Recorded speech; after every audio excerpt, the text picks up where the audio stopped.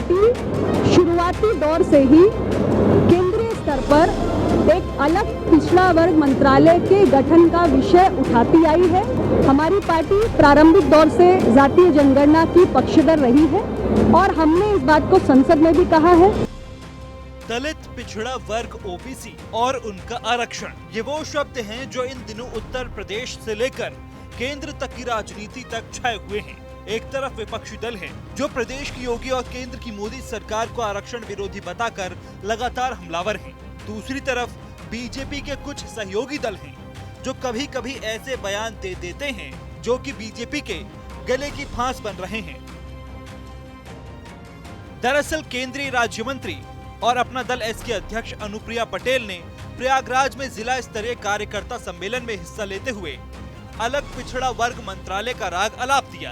अनुप्रिया पटेल ने कहा कि उनकी पार्टी शुरुआती दौर से ही केंद्र स्तर पर एक अलग पिछड़ा वर्ग मंत्रालय गठित करने के लिए आवाज उठाती आई है।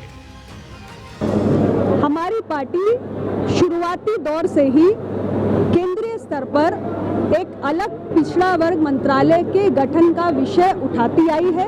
इससे संसद में भी मैंने उठाया है अपनी पार्टी की ओर से कई बार और हम इस विषय के लिए निरंतर संघर्ष कर रहे हैं। उन्होंने कहा, देश में पिछड़ों की आबादी को देखते हुए अलग से पिछड़ा वर्ग कल्याण मंत्रालय बनना चाहिए। पीएम मोदी से एक बार फिर पिछड़ा वर्ग कल्याण मंत्रालय बनाने की मांग की है। पीएम ने पिछड़ों के हक में लगातार कई फैसले किए हैं। उम्मीद है कि हमारी मांग को जरूर पूरा करेंगे। वहीं अनुप्रिया पटेल ने जातिगत जनगणना कराने की मांग का मुद्दा फिर से उठाया। उन्होंने कहा कि हम जातिगत जनगणना के मामले में अपने गठबंधन के साथ भी बातचीत कर चुके हैं। उन्होंने कहा कि हमारा साफ मत है कि जातिगत जनगणना हर कीमत पर होनी चाहिए और हमने ये मुद्दा संसद में भी उठाया है। अनुप्रिया पटेल ने कहा कि जातिगत जनगणना से साफ हो जाएगा कि किसकी कितनी संख्या है। इससे न सिर्फ आंकड़ा पता चलेगा बल्कि उनकी भागीदारी भी सुनिश्चित हो सकेगी। देखिए, अपना दल का एक स्पष्ट स्टैंड है, एक स्पष्ट मत है।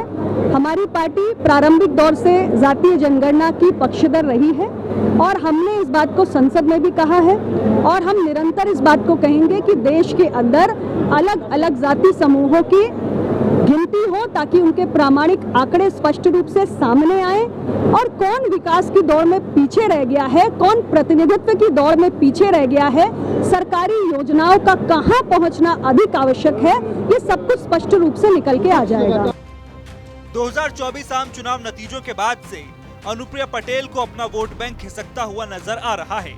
ऐसे में वो 69,000 शिक्षक भर्ती में पिछड़ों की बात हो या यूपी में सरकारी भर्तियों में ओबीसी के लिए सरकार को चिट्ठी लिखना हो। दरअसल अनुप्रिया पटेल जानती हैं कि अगर पिछड़े उनसे रूठे तो सियासत में बहुत पिछड़ जाएंगी।